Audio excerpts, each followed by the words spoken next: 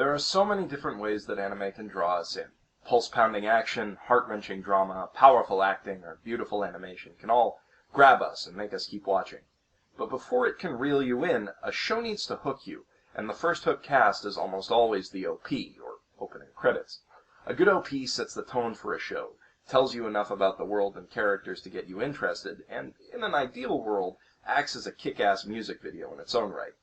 Not all OPs are created equally, though, and since no one else seems up to the esoteric and largely useless task, I've taken it upon myself to ask, what's in an OP?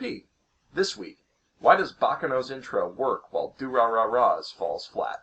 Let's begin with Baccano. I'll try to move quickly because there's a lot to process here. From the very first frame, we have a near-perfect marriage of audio and video.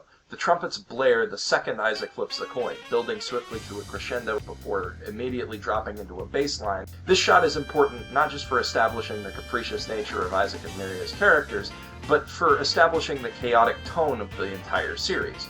Fate rarely rests explicitly on the flip of a coin, but this is a show that thrives on coincidence. This reaction lasts for less than a second, but in conjunction with what we're about to see, it tells us so much about Isaac and Miria's personalities and chemistry. The pair of thieves storm the shop, and the first thing we see is Isaac's grin, which is important because it shows this is a man who takes ridiculous things in stride. Miria is smiling too in her Santa getup, and the cashier's reaction tells us, in case we hadn't caught on already, that this is a robbery. Then we see they're stealing chocolate. Yep, these guys are goofballs, but at least we get our title card in. We cut to the distinctly main character-ish Firo Prochanezo as he's fitted for his first hat.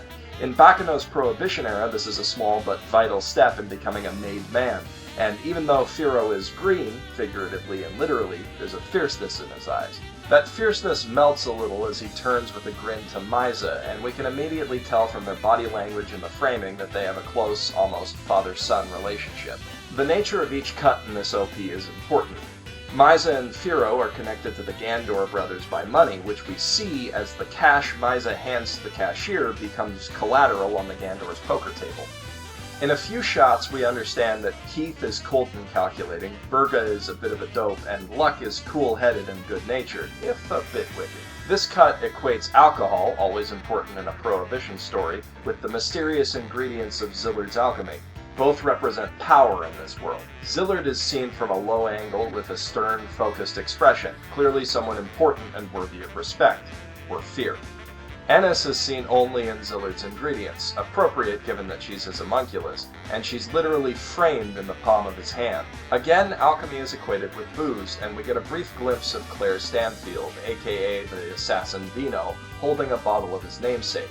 Claire is one of the most important characters in the show, but the bottle is as close as he gets to a nameplate, appropriate given that it's his nature to blend into the background. And now we meet timid, quiet Lua, along with her psychotic husband-to-be, Lad Russo. Their clothing indicates they must be intimate, but the way Lad casually flings a dart within a hair's breadth of his fiancée tells us all we need to know about their fucked-up relationship. Lad's second dart becomes one of Chain Laforet's throwing knives, equating the two in terms of combat prowess. But by contrast, Chain is cool and collected, a far cry from the manic gang enforcer. A second explosive cut brings us to the Splot Gang's bootlegger power couple.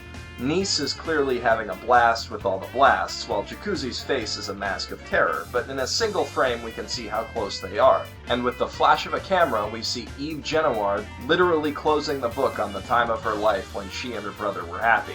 We pan immediately to Dallas, whose asshole grin is wiped away as he's dropped to the bottom of the ocean. Couldn't have happened to a nicer guy.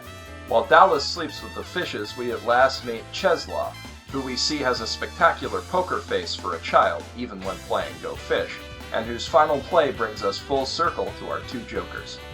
In 1 minute and 30 seconds, we meet and know every key character in the series, and even see foreshadowing of upcoming events.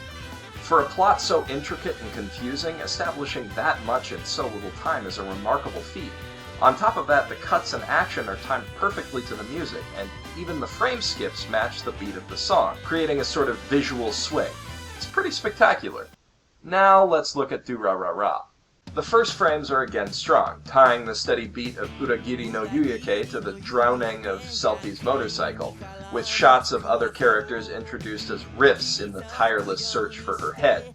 These establishing shots are, exceptional music or no, very effective in conveying Celtie's determination through framing and lighting without needing to show us her face, which of course she doesn't have. It all starts to fall apart as we blow up louder though. The OP is using nameplates because the Baccano OP worked with nameplates and why fix what ain't broke, but these cards don't really tell us anything about the characters except their names. The couple looks cute together and the doctor is a little careless with her cell phone, but that's all we really get from these shots. Shizuo at least has his fair share of personality, and the way he's tossing the vending machine shows his monstrous strength. Izaya immediately outsmarts him and hits back just as hard without raising a finger. This character dynamic, which is not coincidentally the most memorable in the show, is about the only information we really get out of the whole OP, aside from the bookends. Unfortunately, it's more or less immediately weakened by this awful cut, which doesn't even sync up to the music properly. We see a soda can being tossed between people we know nothing about, and then it explodes in one of their faces because physics. I suppose this conveys that the dollars are a little stupid and not as cool as they make themselves out to be, but just from looking at their gawping faces, I can't tell you anything about them individually. And here we finally see our main characters, Mikado, Masaomi, and Henri, being Japanese high school students and also buddies. Aside from the fact that Masaomi is the group's resident goofball, we don't really learn anything about them. They just seem like generic high schoolers. This cut is also awful, though at least it's in time with the music. Why is Henri spinning around? Who knows or cares? Here's Simon trying to hand out flyers and slightly exasperated. Now pay attention to Shinra as he turns around for some reason. Now Celtie zips by and things get interesting again. In quick succession, we see the jumbled masses of Ikebukuro congregating at the restaurant. Finally, there's Celtie, with an infinite road reflected in her visor, followed by her head and Izaya looking sinister before we get our title card with the dramatic swipe of her sight.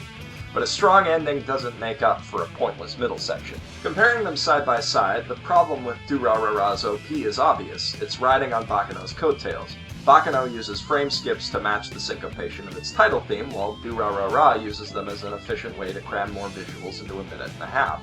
Baccano cuts across moving objects to show connections between its disparate characters, while Durarara cuts from cell phones to vending machines because it was cool when Baccano did it.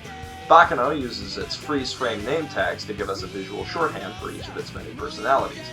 Durarara just wants to remind us that it has a big cast, like Baccano. Durarara's OP does this show a disservice by downplaying how strong its core personalities actually are. It makes them seem like generic anime characters when they are so much more than that, and tells us nothing about the web of intrigue that makes the series so fun in the first place. The beginning and end of the intro are very good, matching the tempo of the song, which, it must be noted, kicks ass, and giving us a sense of Celtie as this relentless force driving through Ikebukuro with a purpose. Unfortunately, that only amounts to some 20 seconds of the OP, and the rest is derivative and dull. I hope that you guys have enjoyed this first episode of What's in an OP. It was a lot of fun to make, and I hope it's a fun listen. OPs don't often get the attention that I think they deserve. A lot of work goes into them, and they're often spectacular music videos. I have plenty that I want to talk about coming down the line, stuff from the Fullmetal Alchemist series, the intro to Gankutsuo, and a bunch of stuff that you're never going to see coming. But for now, I just want to say thank you for tuning in. If you like it, please like, subscribe, tell your friends. Is Jeff Thu, professional shitbag, signing out from his mother's basement.